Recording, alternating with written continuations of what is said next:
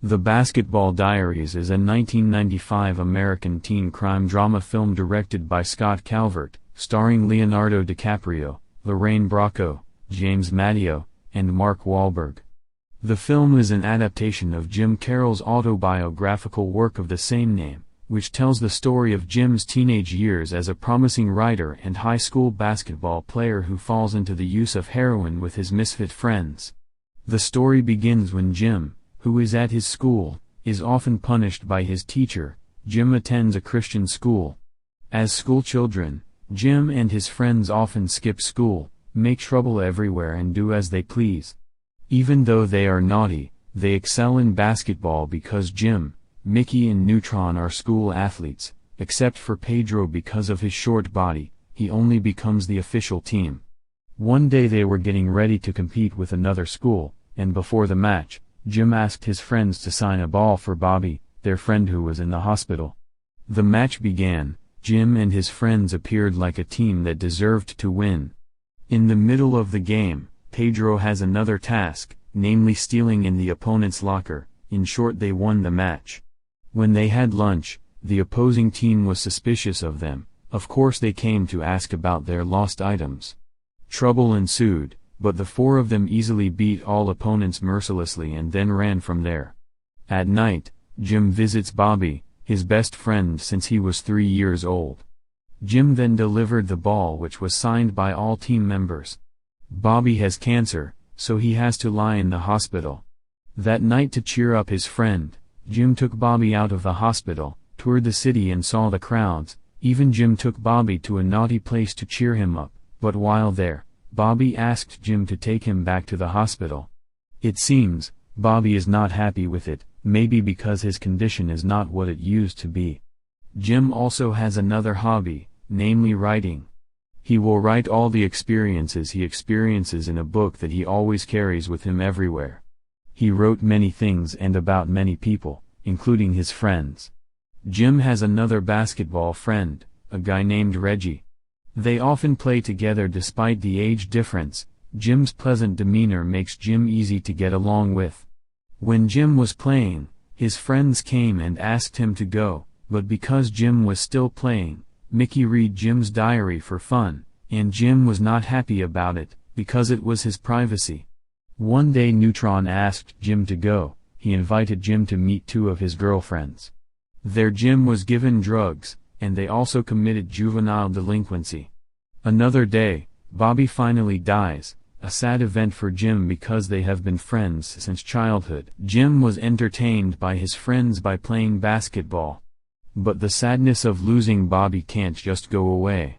One day in the basement of Pedro's house, Jim got his first heroin, felt the injection of an unclean object in his body, making the pain, sadness and guilt just disappear.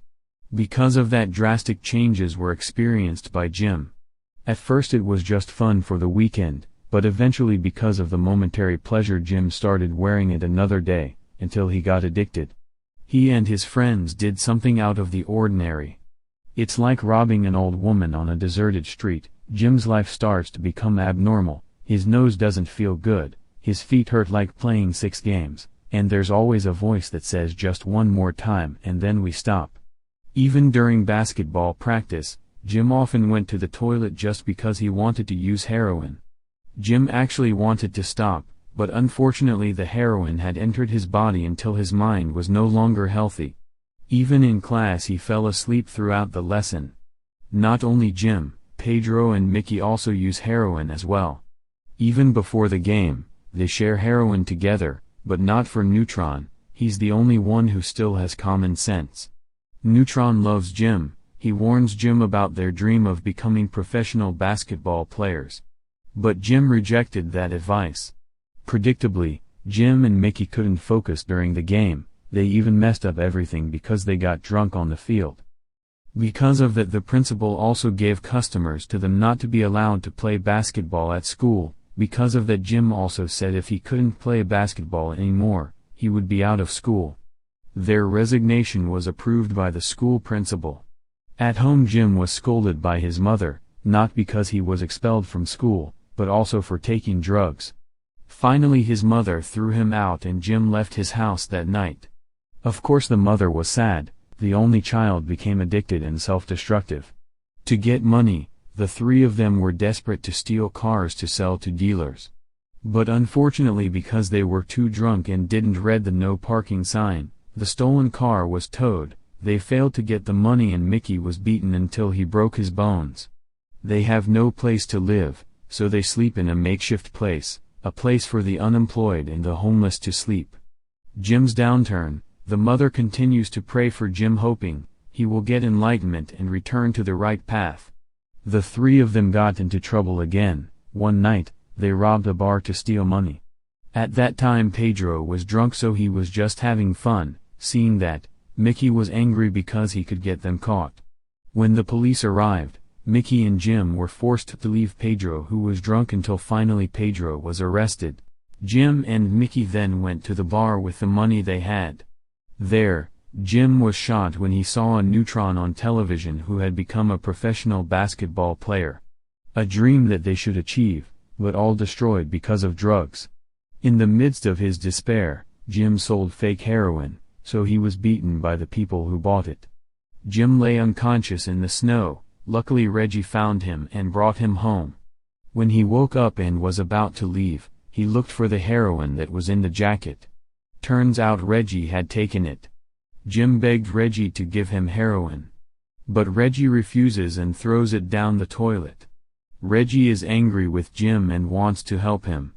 He kept Jim in the room and left Jim in pain from not being given heroin. Until finally Reggie succeeded in resisting Jim's desire. One morning Reggie was forced to leave Jim at home, because he had to work. Alone there, Jim relapsed and started looking for something to sell for heroin. So desperate, she had to sell herself to a man in order to get money.